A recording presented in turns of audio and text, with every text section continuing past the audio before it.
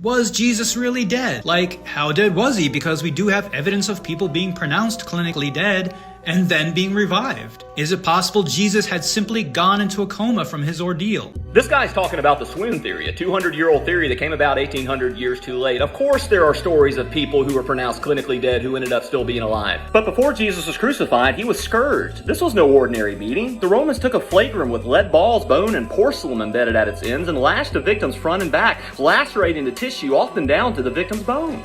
We're not given to particulars about Jesus' scourging, but it was brutal enough that the Romans had to solicit a man to help carry his cross. He was then nailed to it, in which for 6 hours he suffered from acidosis, blood loss, hypovolemic shock, suffocation, dehydration, and likely heart failure. And when it was assumed that he had died, a soldier who knew just what it took to kill a man thrust a spear through Jesus' side to ensure it, certifying Jesus' death to Pilate, whose best interest was to ensure it in order to keep the peace in Jerusalem. The body was then granted to Joseph of Arimathea, who not only handled the body personally, but buried him in a tomb with a large stone covering its entrance, where the Romans then sealed it and assigned a guard. So you're telling me that an unconscious man laid in this condition with no food or water for 3 days, woke up, moved the stone that a group of women couldn't push away, snuck past the guard, and then falsely convinced people that he was raised from the dead?